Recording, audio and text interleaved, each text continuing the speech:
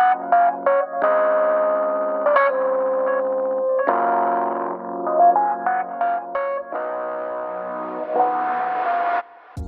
teman-teman, perkenalkan kami anggota dari kelompok 7 kelas D mata kuliah ilmu penyakit bakteri dan jamur.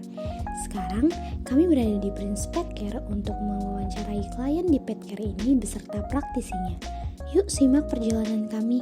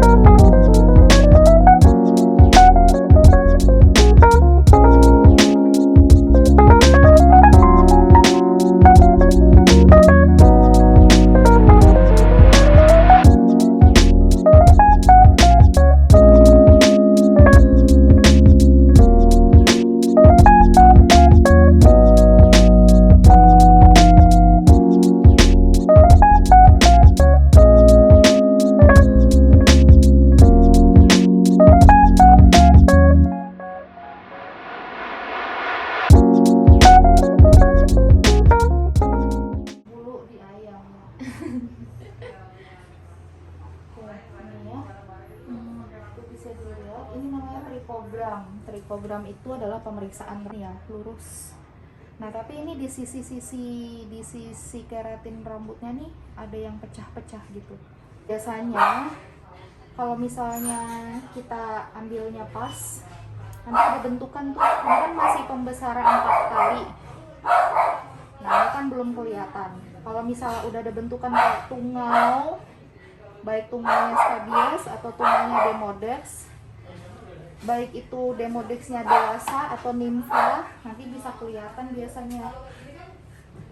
Selain kita scraping buat melihat tungau yang superficial ya, itu bisa kelihatan lewat ini, atau yang tungau di telinga, ear mites gitu. Ini biasanya mereka sembunyi di kotoran, di balik kotoran kayak gini. Terus kita lihat kakinya ada gerak-gerak. Masih saya cari dulu. Kayaknya enggak. Karena emang Hora itu habis perawatan ya, habis pengobatan. Jadi emang, dan itu lesi, itu udah tumbuh. Jadi emang masa recovery dia.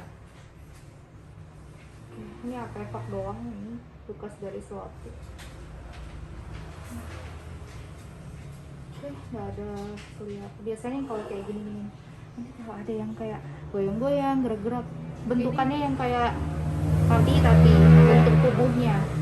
Nah, itu baru kita fokusin lagi, lebih tajam lagi. Perbesarannya biasanya 40 kali, terus jadinya agak besar gitu badannya. Nah, kita bisa lihat. Tapi ini nggak ada karena emang Hora masa recovery, jadi lesinya masih butuh recovery dan dia udah cukup tua, jadi regenerasi kulit juga berpengaruh ya. Itu sih. Oke. Selamat siang dok dan Hani. Jadi di sini saya mau bertanya tentang terkait bakteri dan jamur yang tadi terjangkit pada anjingnya. Jadi mau bertanya mengenai gejala klinis awalnya anjingnya. Ya, awalnya tuh dia gejala klinisnya itu dia kayak ada kutuan, jamuran parah, terus di sekitaran telinga sama bagian leher sama ini selangkangan gitu basah, terus kayak ada banyak darah juga sih. Itu awalnya sih. Ada lagi Untuk gejala klinisnya sendiri itu termasuk bahaya nggak? Jadi karena dari gejala awalnya, riwayat awalnya sudah seperti itu, bahaya atau tidaknya pastinya bahaya untuk dirinya juga, karena apalagi udah basah, berarti kan dia udah infeksi sekunder, kena bakteri. Jadi kemungkinan bahaya, tapi seberapa parahnya, tingkat keparahannya itu harus tetap pakai pemeriksaan. Kemudian apakah bahaya untuk baik itu kucing atau anjing atau ke kita ke manusia sendiri, berbahaya, jadi memang harus di treatment. Jadi lanjut dari penjelasan tadi dok, berarti dia menular ke manusia zoonosis atau yang lain masuk? Kalau pemeriksaannya sudah lengkap dan kita tahu agennya seperti apa, agennya apa, baru kita bisa pastikan dia zoonosis atau enggak.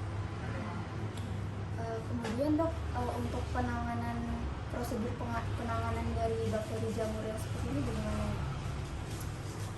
Jadi kalau misalnya kita pisahkan dulu karena berbeda dengan kondisi anjing hora, lesinya basah.